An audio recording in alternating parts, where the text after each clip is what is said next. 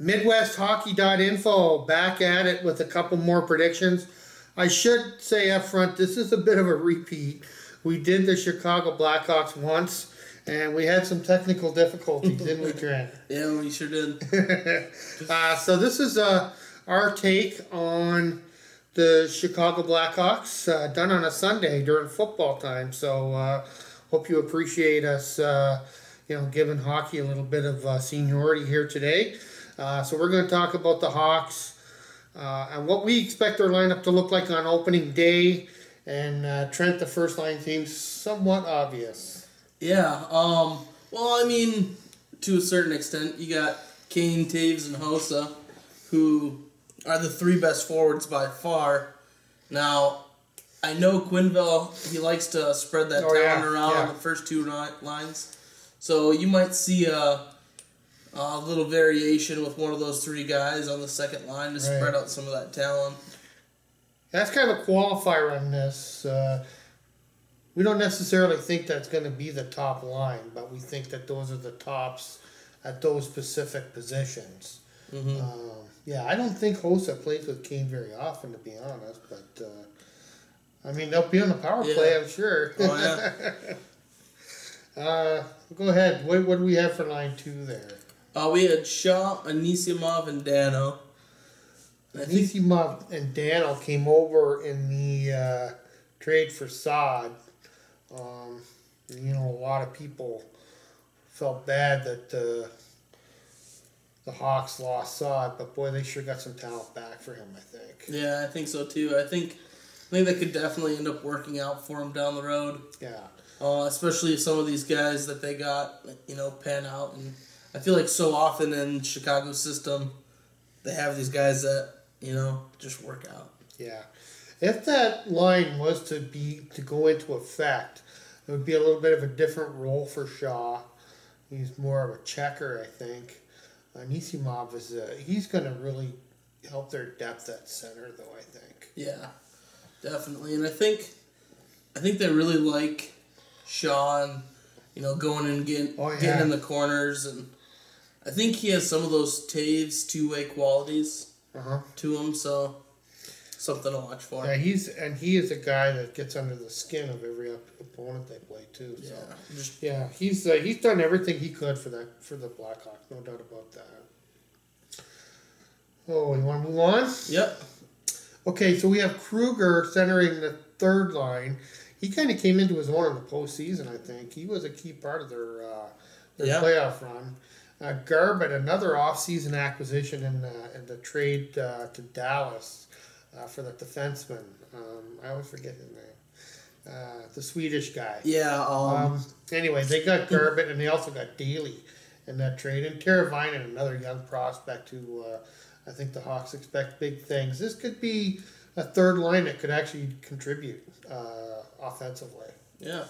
I think Kruger kind of similar to Shaw, good two-way player, has some grit. Yeah. Go in and fight for the puck in the corners, big-time competitor. Yeah, if that's your third line, that's pretty good. I mean, it's funny because a lot of people, you hear a lot of times people talking about all the stuff Chicago lost in the offseason. They're putting a pretty good lineup up on this board as far as I'm concerned. Yeah, I agree. Yeah. So, fourth line, we have Desjardins at center, Bickle on the left side. We toiled over that because there's so many rumors about Bickle. And I can't remember the first time we even had him on our board or not, but we probably did. But so many people think Bickle's on the block. I don't know why, but, he's a good contributor, I think. Desjardins and Tikhonov is a guy I like. He's spent the last couple of years in the KHL, but he broke in with the Coyotes in the Wayne Gretzky era. So it's my sort of influence, I think, that got him on the fourth line. He may or may not start the season in Chicago, though. Yeah, and I think Bickle, if he sticks around, he's definitely a guy that you like to have on your team. That big physical force, and this is in the third and fourth line is really where Chicago starts to separate themselves. Yeah. Because they constantly put together 4 good Yeah. forward lines. Yeah, Bickle does, and there's no reason to think he's not going to be a part of this team. It's just rumors and stuff that I've heard. There's a good chance that he moves up a bit. I think if he does become a regular on his team, which we expect, he probably will. So, yeah, that's our look at the forwards, and I can't think of too many others. There was maybe a couple others that could make a push. There was a couple rookies, I think, that had a shot, and I have them here. They were mentioned on the one depth chart. We said before that we thought there was a couple rookies that could make this team, and up front there was a name, Artem Panarin, who must be one of their top prospects, and so keep your eyes open for Panarin to possibly be a part of this offense. Yeah. Moving on to defense, we got a obvious first line here, Keith and Seabrook, who've been a pretty regular staple. Yeah. And probably one of the best defensive lines in the NHL, I would say. Yeah, that's a pretty good tandem because they both would be on the number 1 or number 2 spot in any team they went to. The fact that they're together in Chicago is a big part of what makes this team so good. Yeah, and they're good way to complement each other. You got you got the offensive ability with Keith, you got the defensive dominance with Seabrook, and both of them play both sides of the puck well, but they both exceed. One exceeds extremely well in offense, one exceeds extremely well on defense. Right. And they're both all-around good players, so pretty dominant line there. Yeah. And then the second pair is Nicholas Chalmerson, a guy who's been a great contributor for this team since he's joined them, right around the time they won the first cup, actually. And then Daly, who comes over from Dallas. And he was in that Johnny Oduya trade. That's the guy we were trying to think of, was Johnny Oduya. Yeah, Johnny Oduya. He came over with Garbutt in that Johnny Oduya trade, and I think he'll sit in nicely on this team as a regular contributor. Yeah, I think that brings that comes together with a pretty good second defensive line too. Absolutely. Jan Heda and Roosevelt as a third pair. Certainly. That's NHL talent right there. If that's your third pair, that's a pretty solid group. Then those are 6 really good defensemen listed there. Yeah, and I think if there's anything to be cracked on this lineup, Jim, it's on that third line. They got a couple good defensemen in the wings. You got Van Riemsdyk, who I think is very well could be one of those last 2 guys. And another guy with a great playoff run, Yeah. Regular staple there in the playoffs, so. Yeah, Kyle Comiskey was there. David Rundblad. They are going to probably carry more than 6. I would expect they'd carry at least 8, I would expect. We said Van Riemsdyk, Rundblad, and Comiskey. So good battle there, probably for that 7-8 spot, maybe. Could involve these guys as well, but good battle at camp, and we'll have to see how that shakes out. Yeah.